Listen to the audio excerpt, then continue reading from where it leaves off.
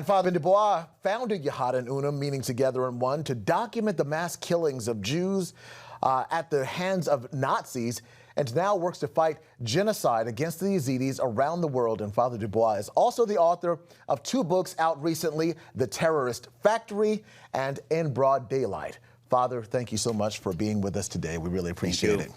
Well, tell us about the plight of the Yazidis now. The ISIS leader Baghdadi is dead, but the Yazidis are still in peril.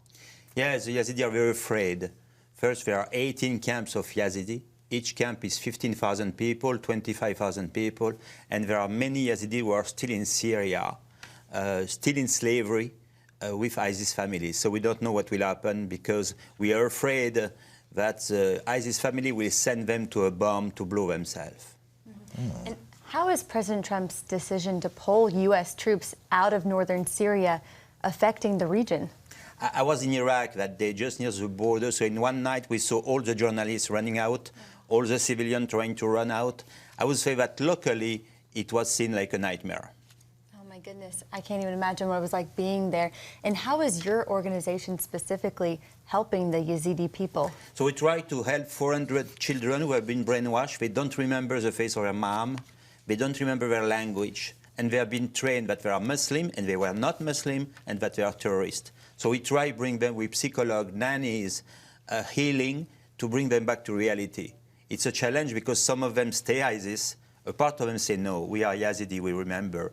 We ask, what was your name of father? Say, I don't know. Mother, I don't know. How difficult is that to deal with when you're trying to help someone kind of get back to who they were?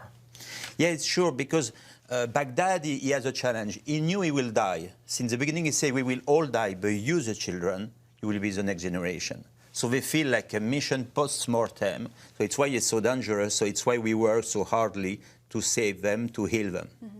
And with so much unrest in the region, what is the day-to-day like for these children? Are they able to be in school right now? That's a great question. They were 5 years without school, so they are not reintegrating in school. It's why we give courses in our center, even they don't know to write English. It was forbidden for them to speak English. It was considered like the language of enemy. So to learn them language, and we'll teach them to rehabilitate their relations with women because they were completely separated from women. And I want to ask you, just this week, the U.S. House of Representatives passed a resolution acknowledging the Ottoman Empire's role in the Armenian genocide that lasted almost a decade. How significant is this?